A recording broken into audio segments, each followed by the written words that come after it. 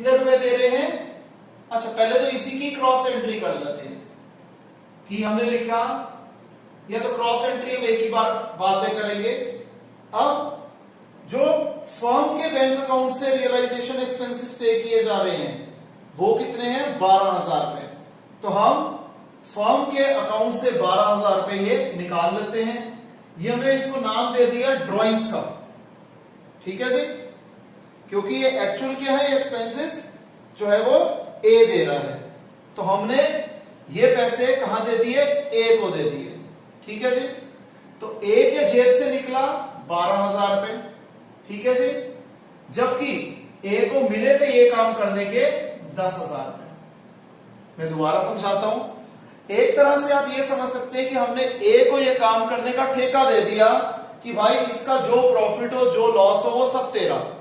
Company ने उसे 10,000 रुपए दिए तो पार्टनर्स कैपिटल अकाउंट में उसका बैलेंस बढ़ जाएगा 10,000 रुपए से। इसकी हमने क्रॉस एंट्री यहां कर दी। पार्टनर्स कैपिटल अकाउंट के क्रेडिट साइड पे लिखा है तो रियलाइजेशन अकाउंट के डेबिट साइड पे लिखेंगे। दूसरी बात, उसका एक्चुअल खर्चा जो हो रहा है 12,000 रुपए हो रहा है, जो पे कर रही है फर्म, लेकिन उसका अकाउंट तो डेबिट हो जाएगा ए का, और फर्म का जो बैलेंस है बैंक अकाउंट का वो 12,000 रुपए से कम हो गया, रिड्यूस हो गया। आगे बी ने स्टॉक ले लिया 55,000 का, बी ने स्टॉक ले लिया 55,000 का, हमारा स्टॉक रियलाइज हो गया। सी ने बिल्डिंग ले ली 4 लाख रुपीस की, ये भी लिख दिया और हमारी बिल्डिंग भी रियलाइज हो गई। बाकी एसेट्स जो रियलाइज हो रहे हैं, डेटर, फर्नीचर और मशीनरी, डेटर, फर्नीचर और मशीनरी, ये भी रियलाइज कर दिए। डेटर, फर्नीचर और मशीनरी रियलाइज कर दिए। पेटेंट्स क्या होते हैं, इंटेंजिबल एसेट है, इसकी रियलाइजेबल वैल्यू नहीं गिवन, तो ये 0 पर रियलाइज होगा। आगे ट्रेड क्रेडिटर्स को सेटल किया गया 65,000 पे, लिख देते हैं जी, टू बैंक अकाउंट क्रेडिटर्स 65,000, हमने ये लायबिलिटी सेटल कर दी, खत्म। अब एक एक करके अकाउंट क्लोज करते हैं। यहां पर क्या है, क्रेडिट साइड का टोटल बड़ा है तो प्रॉफिट ऑन रियलाइजेशन आ गया 5,000 रुपए का, जिसे हम 532 में डिवाइड कर लेंगे। अब यहां पर एस कैपिटल अकाउंट की क्रेडिट साइड पे लिखेंगे by realisation account realisation expenses 10,000 रुपए, ये हम पहले ही लिख चुके हैं। फिर बैंक अकाउंट की क्रेडिट साइड पे लिखेंगे to by realisation account creditors paid 65,000। फिर पार्टनर्स कैपिटल अकाउंट की क्रेडिट साइड पे लिखेंगे by realisation account A B C के नीचे 2,500, 1,500 और 1,000।